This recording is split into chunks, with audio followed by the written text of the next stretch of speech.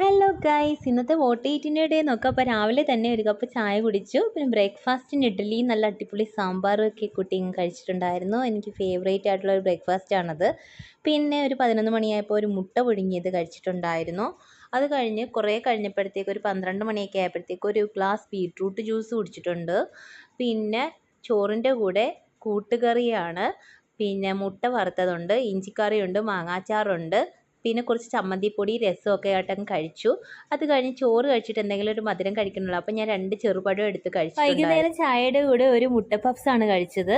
അതിനുശേഷം കുറച്ച് കഴിഞ്ഞപ്പോഴത്തേക്കും ഒരു ബനാന കഴിച്ചു, ഒരു 5 മണിയൊക്കെ ആയപ്പോഴത്തേക്കും. പിന്നെ കുറച്ച് കഴിഞ്ഞപ്പോഴത്തേക്കും അത് ബ്ലൂ ടീ ആണ്, ഞങ്ങളുടെ വീട്ടിൽ തന്നെ പിടിച്ച ശംഖുപുഷ്പം കൊണ്ട് ഉണ്ടാക്കിയ ബ്ലൂ ടീ ആണ് കുടിച്ചത്. കുറച്ച് കഴിഞ്ഞപ്പോഴത്തേക്ക് പിന്നെ പായസം കുടിച്ചു, ഒരു 1/2 കപ്പ് പായസമാണ് കുടിച്ചത്. രാത്രിയിൽ പിന്നെ ഉച്ചയ്ക്കത്തെ സെയിം കറികളൊക്കെ കൂട്ടി ചോറാണ് കഴിച്ചത്. അപ്പോൾ വീഡിയോ ഇഷ്ടപ്പെടുക കൂട്ടാക്കണേ.